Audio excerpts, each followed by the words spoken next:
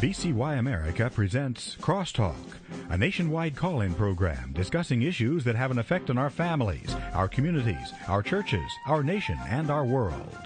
Crosstalk, an opportunity for you to voice your concerns for biblical principles.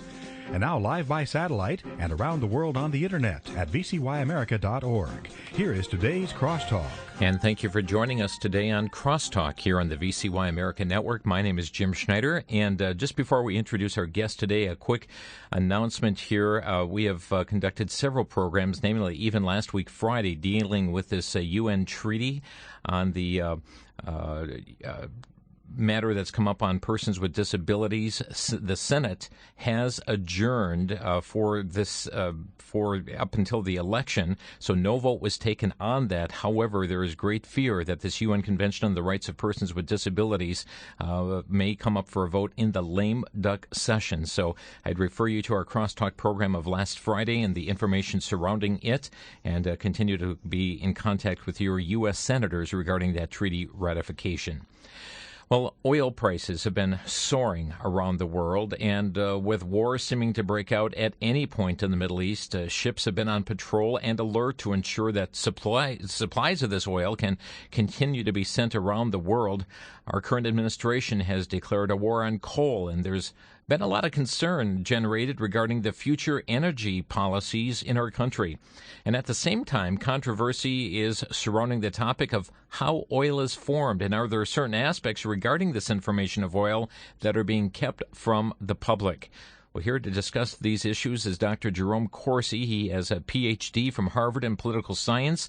He's a senior staff reporter for WND and is the author of several books, including The Obama Nation, and also co-author of Black Gold Stranglehold, The Myth of Scarcity and the Politics of Oil, and the brand new release book, The Great Oil Conspiracy, How the U.S. Government Hid the Nazi Discovery of Abiotic Oil from the American People. Dr. Corsi, thanks for joining us today on Crosstalk. Jim, it's great to be back with you. Thank you. You've been on the forefront of bringing so many issues to the nation's attention, the investigation of the birth certificate and other records pertaining to Mr. Obama. You've come forth with information about the Swift Vote veterans and John Kerry. You've written about Saul Alinsky and topics pertaining to Iran. What has piqued your interest in this topic of oil? Well, it's something I've been interested in really since I was a child. I mean, this subject is something including abiotic oil, that oil is not fossil fuel. I first wrote about it in 2005 when I wrote Black Gold Stranglehold with Craig Smith of Swiss America. It was the first time to really get the issue out in front of the American people again, that the world has known this since the end of World War II. And I decided to write this short book. First we did it as an e-book, but it was in so much demand that now we put a hardcover book in the bookstores called The Great Oil Conspiracy. And the subtitle is really what the book is about, how the U.S. government hid the Nazi discovery of abiotic oil from the American people. And what the book explains is that the Nazis knew in World War II they were making synthetic oil out of coal, and they had developed a set of formulas they called the Fischer-Tropsch formulas, which explain that the Earth makes oil on an ongoing basis, even today.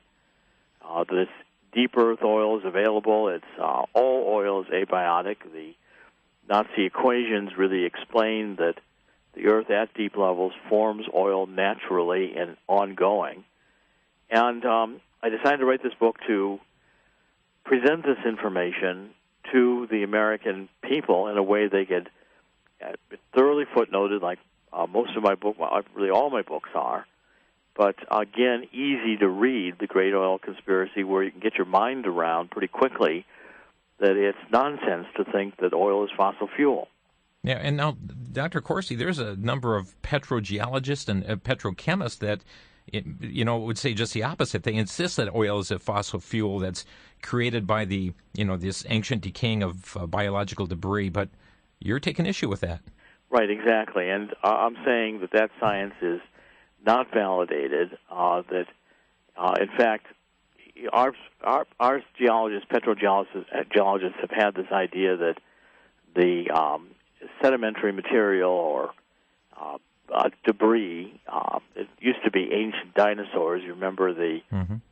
You may be too young, but I certainly remember Sinclair Oil in the 50s used to have the dinosaur, the green dinosaur. Dino the dinosaur. Mm-hmm. Remember that was making oil? Mm-hmm. Cute little cuddly dinosaur.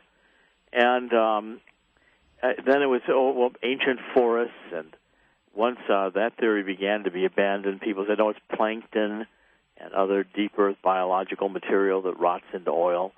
Well, it's all nonsense. This whole idea there's kerogen, which is a pre-oil gummy-like substance that is in sedimentary rock that's forming into oil, nonsense. It's not the way the chemistry works. And the Nazis, in developing these formulas, realized that under intense pressure and heat, conditions which are in the mantle of the earth, rocks or other minerals that contain hydrogen and minerals that contain carbon will release the hydrogen and carbon, and the presence of various catalysts like iron oxide or a whole family of catalysts you'll get the formation of hydrocarbon molecular chains that develop into the products we know as crude oil or natural gas, the various forms of hydrocarbons that we burn as fuel and energy. And this is an ongoing process. It goes on all the time.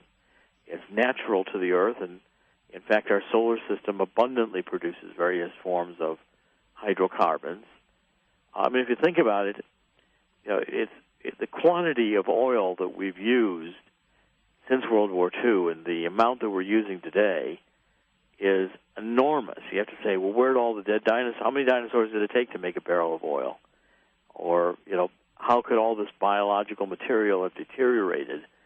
And how much of it is there? That led to the peak oil theory, that we're running out of oil, which again is nonsense. When you look at the peak oil theory, ever since there was a Shell Oil chemist who took a napkin and drew a bell curve and Hubbard's curve and said basically that we have a lot of oil, then we peak in the use of oil, and then it runs out. But those predictions have never come true. We're supposed to run out of oil in the 70s. We didn't. Today, the Energy Information Institute says, part of the Department of Energy, that there are 1.38 trillion barrels of oil in oil deposits worldwide, known reserves, and that's more than ever in human history, despite the fact that consumption of oil has doubled since the 1970s. That does not sound like we're running out. So you're debunking what you're calling a myth that we're running out of oil, but do you believe that there's plentiful supply then to meet present and future needs for... Absolutely. In fact, I think we have no concept how much oil there is. We're finding oil at quantities between 8 and 10 miles below the surface of the earth, that deep. And our technology's only been able recently to get out in the very edges of the continental shelf. 3/4 of the globe is covered by water. When we're able to get our technology to do really deep water drilling, I think we'll find oil all around the globe, deep under the oceans of the world. So you think it's plentiful everywhere? Everywhere. I think it's made by the mantle of the earth. And it's not the case that the dinosaurs all herded to Saudi Arabia and died in a big heap at the end of the Mesozoic era. As I show in the Great Oil Conspiracy, if you look at the tectonic studies, the bedrock under Saudi Arabia is deeply fractured, and the fractures mirror where the oil fields are. So the oil produced in the mantle of the earth has a way to seep up and pool in the sedimentary rock, where our geologists had always mistakenly assumed the oil was created. It's the same in the Gulf of Mexico. It's abundant because there a big comet did hit at the end of the Mesozoic era, and the bedrock of the Gulf of Mexico is deeply fractured as a result. Now, you had mentioned, Dr. Corsi, about documents confiscated at World War II. Tell us, what were these documents? What happened to these documents? What do we know about that? Well, you can see a lot of them in the book, The Great Oil Conspiracy. I've actually reproduced a lot of the documents. as World War II was coming to an end, we realized that the Nazis had been fighting on using synthetic oil. Germany did not have oil, it had coal. And with the coal, the German scientists had learned how to produce oil and diesel fuel synthetically out of that coal. Now, the documents at the end of World War II, as it ended, our military intelligence and the CIA went into Nazi Germany, and they uncovered and documented a lot of these plants that had been making synthetic oil by the Fischer-Tropsch process. Those are the equations that the Nazis were using, developed by two chemists in the Weimar Republic, Fischer and Tropsch. And I have a lot of the documents here that show the chemistry and the strategic analyses of how important synthetic oil was to the Nazis. We brought these Nazis to the United States. You can see their pictures and names and fingerprints in the book, Great Oil Conspiracy, and they came in as part of Operation Paperclip. And the prize was not producing synthetic oil out of coal. I mean, that ended up and is an expensive process that only made sense for Nazi Germany because they were going to go to war and they needed oil at any cost. But what the prize was if you look at these Fischer-Tropsch equations, it occurs to you pretty soon, and the Nazis knew it, that they had described the chemical processes by which the earth produces oil, and it predicted that oil would be abundant at deep water levels, which we're now finding to be true. The only country that benefited from this knowledge at the end of World War II was Soviet Russia. And Stalin was unwilling to believe that our petrogeologists were right. We told Stalin at the end of World War II that Russia had no oil because our genius petrogeologists were looking for kerogen and sedimentary rock. And Stalin said nonsense. He used the German science, and Russia began in the 50s finding oil at several thousand meters below the surface of the earth, and today Russia is one of the leading producers of oil and natural gas in the world. Are you convinced that virtually every nation in the world could be just like that? I'm absolutely convinced. Now some places are going to be easier to drill than others. The coastal range is good because you've got a lot of water you can go through without having to drill. And otherwise, you're going to have to. It'd be best to look for fractures. Scientists who have caught on to this have started to look at impact craters all over the world from asteroids and other bodies that have collided with the Earth. You know, the Earth probably would look like the Moon, except that the Earth heals itself much better than the Moon can. But we've been hit by many craters historically, and the bedrock of the Earth is fractured such that oil can seep up. We're speaking today with Dr. Jerome Corsi. We are going to take a quick 60-second break and come back to talk further here about his newly released book, The Great Oil Conspiracy. You're listening to Crosstalk on the VCY America Network.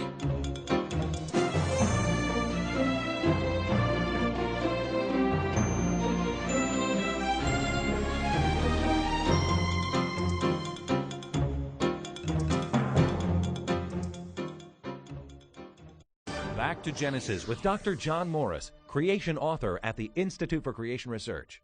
Dr. Morris, the evolutionary tree of life appears in every textbook, but is it valid?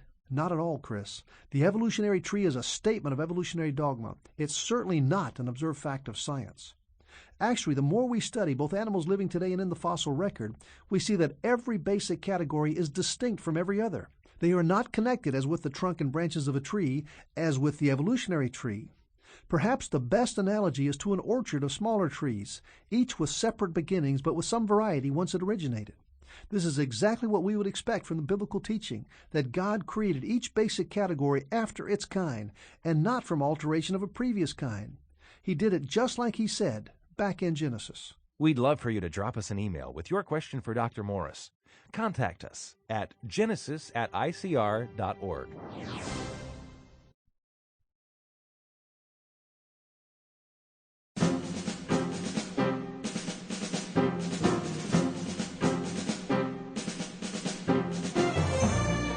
Well, certainly the energy policies of our nation are going to be impacted by the information that's being shared by our guest today. We're seeing what's happening with oil prices, and we're seeing the lack of movement on the part of an administration on some of these areas as well. We're talking today with Dr. Jerome Corsi, a Ph.D. from Harvard in political science, and he has authored several books. We're talking about the great oil conspiracy today. And Dr. Corsi, you used the term conspiracy.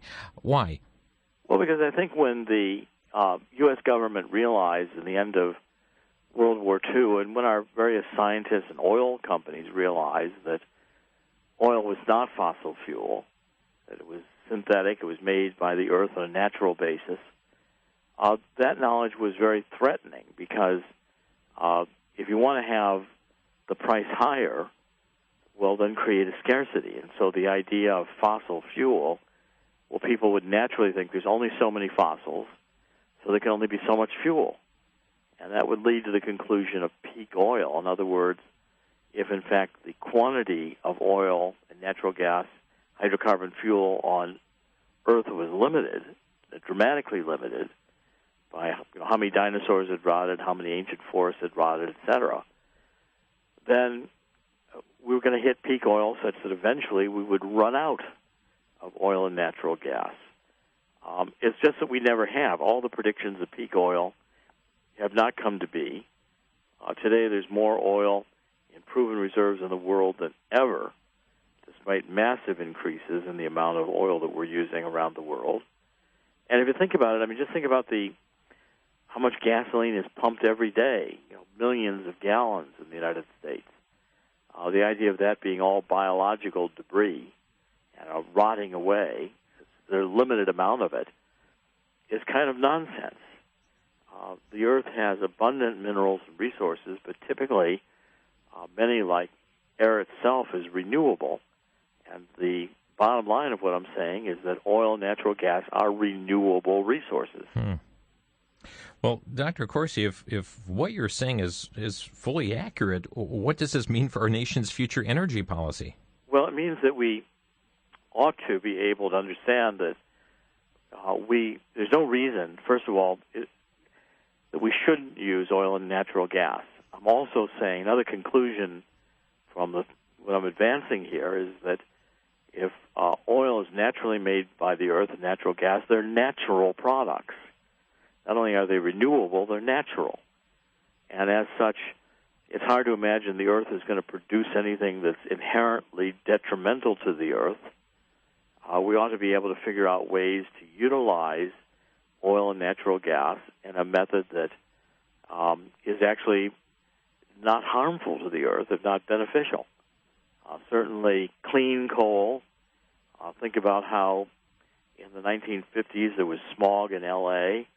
Today it's much cleaner in L.A., even though there are many more cars driving with a lot more gasoline being burnt every day in the city. So the natural ability to find oil and natural gas at deep earth levels, to realize, the book ends by saying, ironically, the United States, even with all the restrictions imposed by the environmentalists and the Obama administration on oil and natural gas, the Obama administration has been waging a war on coal, seems to be hostile to carbon fuels, as is the environmental lobby. Despite all that, the United States is on the verge of becoming, again, energy independent. By 2025, Goldman Sachs analysis is the United States will not need to import any foreign oil. If we're allowed to drill. And even with current amounts. I mean, we've had such tremendous advances in fractional drilling and in horizontal drilling. The technical advances have opened up U.S. oil production with independent producers coming in, that we have dramatically increased production of oil in the last few years in the United States, even though we've been stymied from doing offshore drilling after the Deepwater Horizon tragedy, with the Obama administration virtually outlawing offshore drilling, except with certain very limited exceptions. Before Congress had recessed last week, they had passed a bill, H.R. 3409. It was called the Stop War on Coal Act, that was designed to stop the Obama administration and the EPA's regulatory assault on our coal industry here in the United States. Do you think there's any correlation between the war on coal that we've been witnessing and what's happening with oil and keeping this as a secret, keeping it as a conspiracy? No question about it. This legislation that moved through the House, if we had a Republican majority in the Senate, it would now be law. Of course, President Obama would have vetoed it. But the war on coal is also predicated on the idea that it's intrinsically harmful to burn coal. Even though the hypocrisy of the Obama administration, they have as part of their energy policy the encouragement of development of clean coal. And I think this single issue might cost Obama Pennsylvania during the upcoming presidential election, because the EPA has now scheduled to do all these new regulations where 200 coal-producing power plants are going to have to close. And coal production has been hurt dramatically in Pennsylvania and West Virginia. And I don't see any way that's going to change or reverse unless we get the EPA to understand that this environmental idea that there's something intrinsically wrong with hydrocarbon fuels is based on faulty science. Do you believe that the EPA knows about these documents, from World War II, that knows how oil is really formed, and just wants to keep the present system, or are they totally oblivious to this? Oh, at some level, I'm certain that there are people within the EPA who understand oil is not fossil fuel. But again, they would ridicule the idea. It's typical if you study, for instance, Thomas Kuhn, who did a really brilliant book decades ago on how revolutions occur in scientific paradigms. What I'm basically doing is challenging a scientific paradigm, which is that oil is fossil fuel. And the history of these kinds of challenges is that at first they're ridiculed. Of course the sun revolves around the earth. What are you, stupid? Of course that's what. And then it gets studied and challenged, and eventually the prior paradigm, if it can't be substantiated scientifically, will give way to a new paradigm, despite the fact the new paradigm was ridiculed upon introduction. So, I expect, conspiracy theory, crazy idea, oil produced naturally by the earth, not fossil fuel. But the truth is, really only Americans believe this nonsense. The Russian-Ukrainian theory of abiotic oil has gained in the last 50 years since the end of World War II, and is probably the most current and accepted internationally theory on the origin of oil, especially since scientists are increasingly taking these Fischer-Tropsch equations and showing that they can either synthetically produce methane or other forms of hydrocarbon, or we're sampling, the Woods Hole expedition, sampling this great crack that runs down the middle of the Atlantic Ocean. They've sampled the gases coming out of these hydrotherms, and the gases from the center of the Earth are methanes and other hydrocarbons, and the carbon isotope is abiotic. So you've got there hydrocarbons formed by the Earth that are not biological in origin. Same on Titan, the great moon of Saturn, which now NASA and the European Space Agency, we've sent probes. We know that Titan is filled with various forms of methane, including liquid methane. And again, they've sampled the isotopes, and the carbon isotopes are abiotic. So, again, it's very, of course, what was NASA going to say? There were little dinosaurs up in Titan that created the methane, or, again, the evidence is abundant that you can take these Fischer-Tropsch equations and use them to synthesize oil. You can take these formulas and use them to produce synthetic gasoline out of coal. You can take these formulas, you can take various processes and make shale or tar sands into oil. And from there, it begins to go on. You understand, yes, you can take biological material and make oil. You can take turkey parts or whatever you want, take sewage. But again, there's fermenting processes that will help you to make oil. We make ethanol out of corn. Once you begin thinking this way, you realize that the idea that biological material would be buried and turn into oil is ridiculous. Biological material's natural course is it deteriorates into constituent chemicals. I've never had a relative that died and said to the mortician, you better put Aunt Hilda in a lined casket with a spigot because she's going to turn into diesel fuel number 2. Doesn't happen.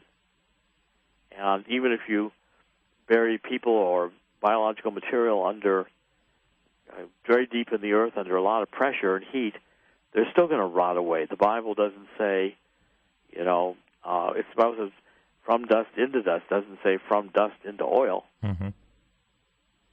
If this country, Dr. Coursey, took what you're saying seriously, how would this transform this nation? Well, first of all, the recognition would sweep the country that oil is abundant, that we'll probably never actually run out of it.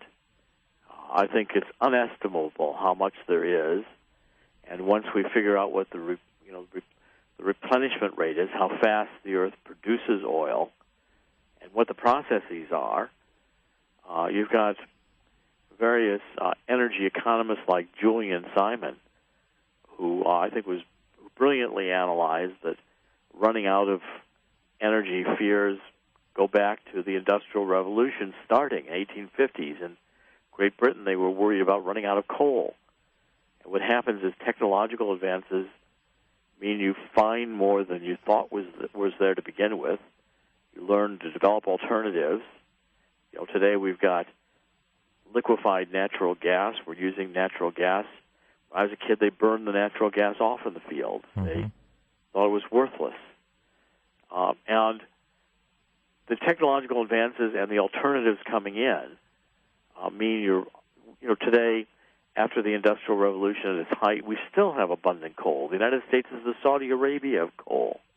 That's the great tragedy of shutting down the production of coal, is that we're abundant with it. It can be burned in a clean fashion.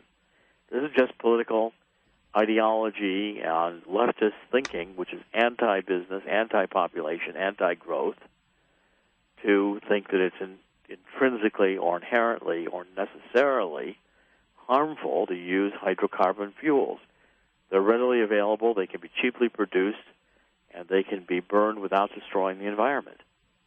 Dr. Jerome Coursey with us today, author of The Great Oil Conspiracy. By the way, our bookstore has obtained this. You can obtain it at vcy.com, vcy.com. We're going to take a quick 60-second break, and let's open the phone lines, folks. Perhaps this has generated some new thinking in your mind, and you'd like to ask our guest here, a question pertaining to the issue. Our phone number here, 800-733-9829, and that's 800-733-9829. The Great Oil Conspiracy. Will be back in just 1 minute. You're listening to Crosstalk.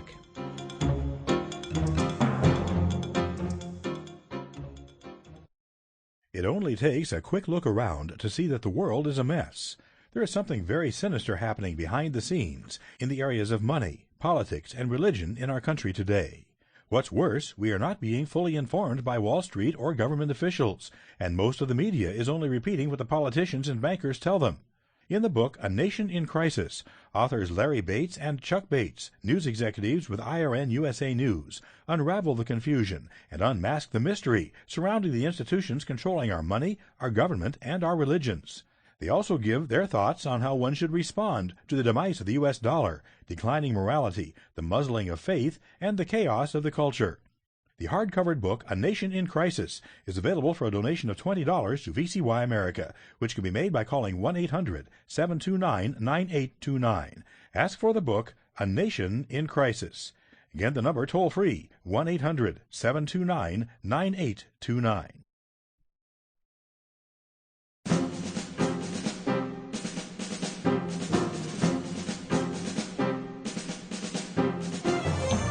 You're listening to Crosstalk here on VCY America. We're talking today with Dr. Jerome Corsi. We've had him on the program dealing with a number of issues, but we're talking about his latest book, newly released, The Great Oil Conspiracy, How the U.S. Government Hid the Nazi Discovery of Abiotic Oil from the American people. And certainly the book is available for your further review and study. It is on vcy.com, or by calling 1-888-722-4829. We're taking your thoughts today, your questions on the issue. Perhaps there's something that just doesn't make sense to you. You want to get some clarification. We would welcome your comments. I see the lines are all packed full right now, so as soon as you hear us hang up with a call, that will be your opportunity to get back in on the lines with us today. Again, our number for your reference, 800-733-9829. Let's begin in the state of Florida. Joe, go ahead. You're on the air with Dr. Jerome Corsi. Yes, thank you for taking my call, Dr. Jerome. I was curious to know if you have any idea what the time frame is for the Earth to actually create oil. Is it something that happens relatively quick, or does it take, again, thousands of years or whatever? I think it's an ongoing process. I think it's, when you take a look at the equations, these Fischer-Tropsch equations, as long as you've got supplies of minerals that have hydrogen and carbon in them, and as long as there's the presence of a catalyst in the mantle of the Earth, and these are abundant chemicals. I mean, hydrogen and carbon are two of the most common elements in our solar system. So they're available, readily available. The conditions don't change. So I think it's a constant process. The truth is, it's always kind of like the Beverly Hillbillies. If we don't actually, some way or other, get the oil that's pooled in the sedimentary rocks, eventually it bubbles up onto the surface of the Earth. I think that's probably a process why these tar sands and shale and other forms of hydrocarbons geologically got formed. The natural process of oil is to form in the mantle, then move towards the surface of the Earth in a form of gas or other liquid hydrocarbons. Fascinating. Thank you so much. Thank you, Joe, for the call. From Florida, we're traveling next to southeast Kansas, and Derek, you're on the air. Yeah, I was listening to the program, and I'm a small oil producer in southeast Kansas, and I have a field that has been analyzed that shows 1 million barrels of oil in place. We just started a water flood to increase the production, and out of 26 wells, I'm producing a little over 2 barrels a day. So if you can imagine 1 million barrels, and if we're doing 2 barrels a day right now, and with the water flood, we're expecting probably 10 to 15 barrels a day, that it's going to take an incredibly long time in order to get all the reserves out. So I wanted to know what Dr. Corsi, if he felt that if the listeners would think that the price of oil would completely drop since the price is based off of the supply and demand.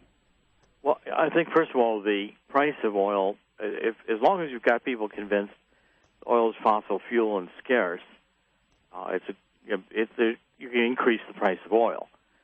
There's some natural price of oil. I think the doubling of the price of gasoline under Barack Obama is largely politically driven. If we got rid of the regulations and began to open up to entrepreneurs, to open more refineries, to do more drilling, to do more oil production, there's no shortage of oil. We could easily reduce the price of gasoline to about half of what it is today. Now, the idea of having energy prices go back to 1950 levels probably isn't going to be there, because there are costs in producing deep earth and other forms of synthetic oil. But the costs are not, this off-the-board type of cost that you get from the political restraints that oil is subject to today, with people thinking it's limited.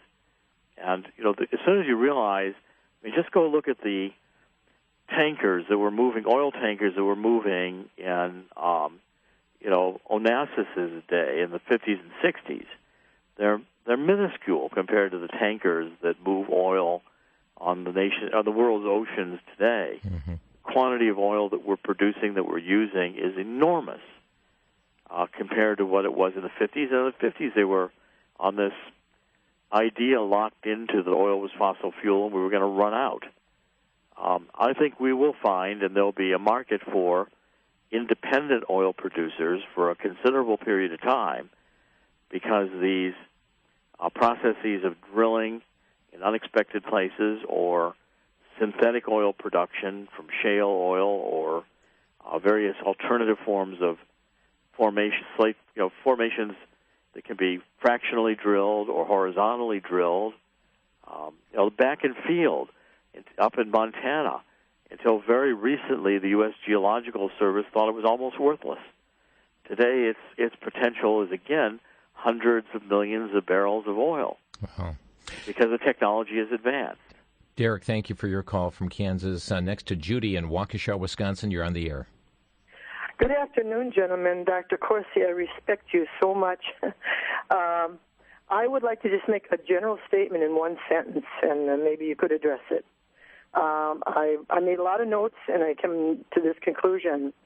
We must see, as a nation, the scarcity of these and other various necessities for our life cause fear and then subsequent compliance or compromise with other world powers not friendly to our sovereignty as a God-fearing nation. And I'll hang up and listen to your comment. Well, I agree with that entirely. I think one of the things our founding fathers did was they predicated that our freedoms were based on an educated population, that the things governments use and have used from time immemorial to imprison people is fear, and fear based on scarcity. The government's going to protect you. As soon as we give in to this, we're just headed down the road to despotism and to slavery. And unfortunately, expanding governments proceed this way. I'm trying to, again, get the information in the hands of people. I wrote this book, The Great Oil Conspiracy. It's a relatively small book. It's an easy read. Of course, it's fully footnoted, so you've got the ability to go check all the primary sources and do as much research as you want. But in a short book, I wanted to get across, and we originally wrote this as an e-book, and it just did so outrageously well as an e-book that we've now introduced it as a hardcover book in the bookstores. And I think it's going to become a kind of underground classic over time, because it does lay out the principles, and you can see the Nazis right there, the guys who understood synthetic oil and were understanding the availability of oil, and that the Russia picked up on it, and the American people have had this knowledge hidden from them. I think is one of the things I'm trying to reverse by getting this information in the hands of people. Is your book still available as an e-book? Oh, yes, absolutely. And what point of contact can you give for that? It's available all over. It's on Amazon.com, okay. BarnesandNoble.com. It's on iTunes. It's you can read it on your computer as an electronic book, Kindle, the Nook. Okay. Virtually any e-book format you can find. And again, we did that so people with e-books can get the price advantage. And then those who want the hardcover, it's now available in the bookstores. Great. And again, folks, VCY.com does have that available for you. Grand Junction, Colorado. And Bryant, you're on the air. Thanks for your patience.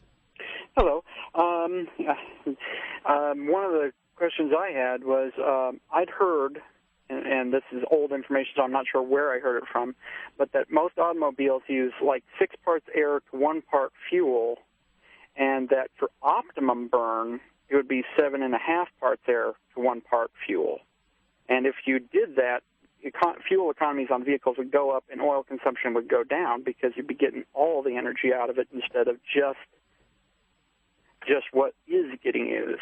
Well, you've got a very good point, and the point should be further that we can make and produce engines that have much greater mileage capacity, and the technology is increasingly available. But just think how recent it was that we were using carburetors instead of fuel injection. Right. With fuel injection, it's a lot easier because you can meter out the fuel. Precisely. But I was also remembering my parents lived through, the changeover from the environmentalism. Right. I mean, at one point, my mom had a 61 Chevy with a 327, and she was getting 26 miles to the gallon. Right. And in 74, they had a Chevy Impala with a slightly bigger engine with a lot less horsepower, and it was only getting 8 miles to the gallon. Right. Well, see, so these are the kinds of things. Again, the environmentalists have had a political agenda, and they have wanting intentionally to restrain, restrict, make difficult and expensive the use of hydrocarbon fuels. The political agenda, if you really study it, is anti-population, anti-people, anti-growth, anti-economic activity. Of course, for everybody but themselves. I mean, most environmentalists enjoy their air conditioning and their luxury vehicles as well. I mean, the point is, if we understand the availability of fuel and technology and the opportunities that are here for invention and independent economic activity, this does not have to all be done by the major corporations. That wouldn't surprise me at all if the engines that are utilized universally in the next 25 years aren't being engineered in somebody's garage right now. That's the kind of genius we ought to get back to. And certainly if you take a look at the oil production in the United States, which is, again, going to challenge we can, by 2025, be energy independent, which should be an amazing thought to anybody who's predicting we were running out of oil. Mm-hmm. It's the independent companies. It's the small companies learning how to go in and take these back in fields, how to take shale and take these alternative drilling methods and to efficiently and economically produce oil. And construct refineries. And if we get rid of the restrictions, mm-hmm. we could construct refineries. We could get back into the business of, we haven't built a refinery, I think, in 30 years. Yeah. And when you take a look at what's required to build a refinery, even if you want to build one out in the middle of, Arizona, where there aren't people for 200 miles in any direction, it's going to take 10 years of litigation to get the approval to build the refinery. And then all the restrictions and regulations you've got to go through to produce the various blends with all the requirements. I mean, it absolutely makes no sense at all to me why diesel fuel is costing more today than gasoline. It's a less refined fuel. It should be cheaper, and it should be available. But, P. Boone Pickens has also got a point. We could be running trucks on liquefied natural gas, which is a technology that has developed. And these are the kinds of innovations that if we allow creativity in the marketplace and get government parked on the sidelines and give people the information like I'm trying to do in the Great Oil Conspiracy, it was two German chemists in the Weimar Republic who were working on the equations for oil that came up with the Fischer-Tropsch equation. It wasn't major oil companies. Dr. Jerome Corsi is our guest. We have a quick break here. We'll come back to more of your phone calls on Crosstalk. And Diane, you'll be next, so stay with us after the break. You're listening to Crosstalk here on the VCY America Network.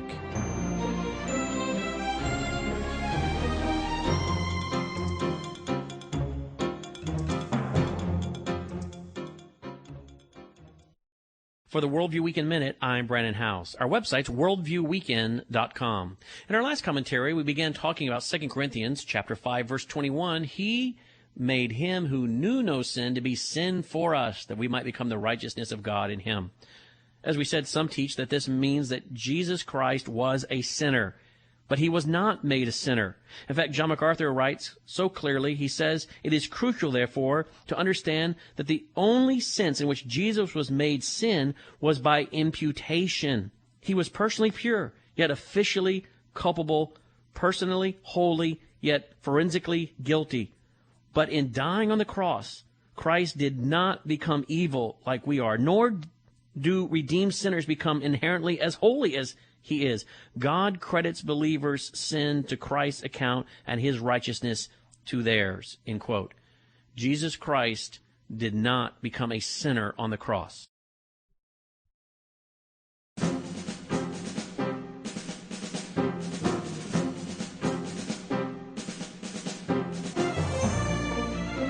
You're tuned to Crosstalk here on the VCY America Network. Dr. Jerome Corsi is our guest here today, author of the newly released book, The Great Oil Conspiracy. And taking your calls today at Crosstalk, our lines have been jammed.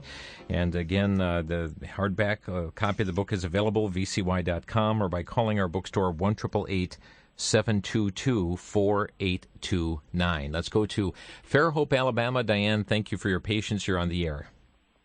Yes, I just wanted to say when Newt Gingrich was running for president, he was in Robertsdale, Alabama, and he made the statement that there was 2,500% more oil in North Dakota than the people could even think about. He said if we could get some of this oil released, we could even get the national deficit wiped out. And also, I understand that Agenda 21 calls for 50% of the United States within so many years to be natural wildlife. Well, they tried to pass a Horizon, or did pass Horizon 2025 in Baldwin County in 2009, which calls it sustainable forest. Well, when they do that, they're not going to allow us to drill and all of that. But we were lucky and got new county commissioners, and they throwed it in.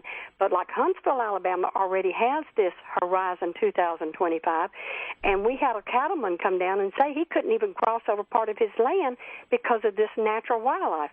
I just want the people to be aware, if we let this natural wildlife take over 50% of the United States, they're not going to let us drill for coal or oil or anything. Wow. Well, Diane, you've said a lot here. You're well informed. And Jerome, I think some of the comments you made, we could talk for another hour on that alone. We have done some full programs on Agenda 21, but she makes a good point.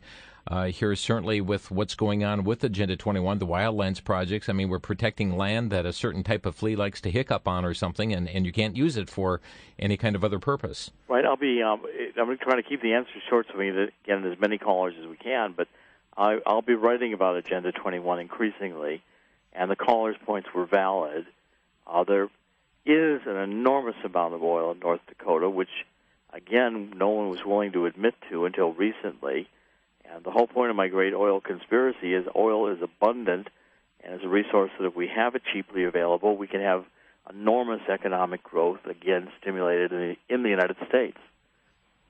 Thank you for the call, Diane. To Jim in Charleston, Illinois, you're on the air. Yes, I noticed that within, say, the last 48 hours, I'd heard PBS reporting that that individuals are coming forth and saying that the fracking process is causing fouling of their wells, and I was just wondering if that's, again, another subterfuge by that group to try to validate what they are trying to propagate. It is, as far as I can tell, the negative consequences from the fractional oil drilling that's going on is really wildly out of proportion with reality. And I think, of course, it needs to be studied. But again, the harmful effects can be contained. It's certainly a very powerful way of producing energy that we did not know previously could be produced. And like all new technologies, it may take some refinement, but I think you're getting a lot of scare tactics now coming out of the environmental movement because they are afraid that and information like I'm giving is going to open people's minds to understanding there's no reason to fear using oil or natural gas. They're abundant and they are natural products, and we can effectively obtain them and use them without damaging the environment. Thank you, Jim. To Mike in Bayview, you're on the air. Yeah, I was just going to say the same thing as that woman with Agenda 21. But, the good Lord is supposed to have, we're supposed to have dominion over the earth and not the earth over us. And I just thought I'd put that out there. Your second from last caller really took my idea. So great job, and have a great day. Great. Thank you. To Mike in Waukesha, you're on the air. Yes, great program. It almost sounds like the government wants to be dependent on foreign oil for the money aspect of it because of everyone making money off the stocks. I mean, what happened to all the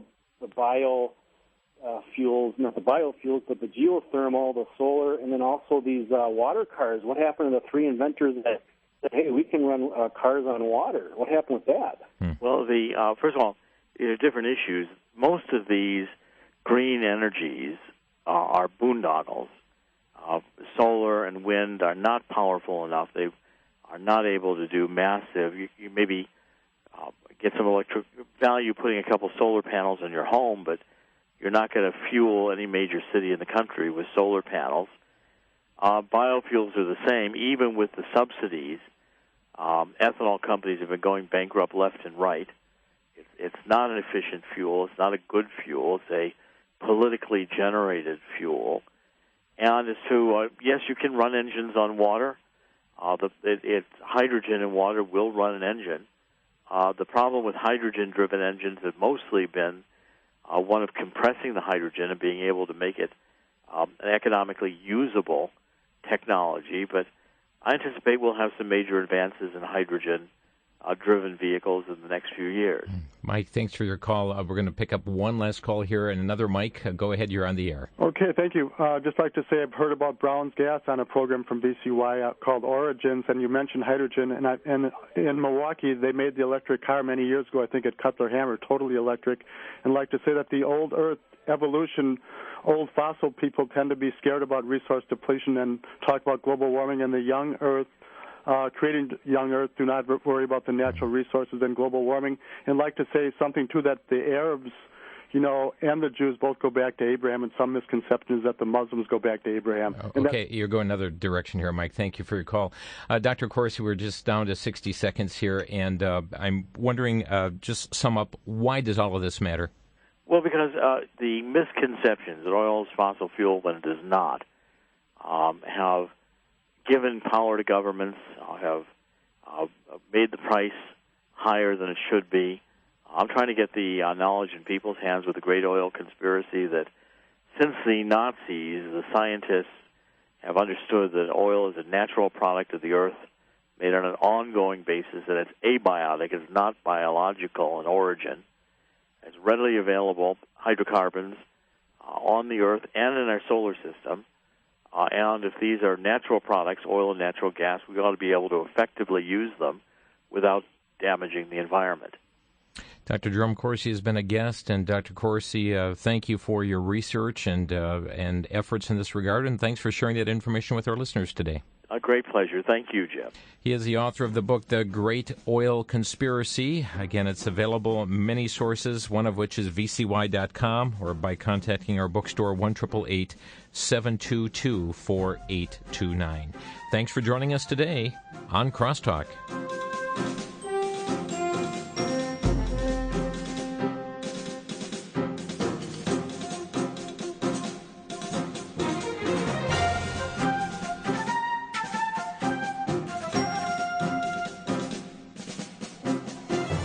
Listening to Crosstalk via satellite and the internet from VCY America. Views expressed may or may not be those of this station.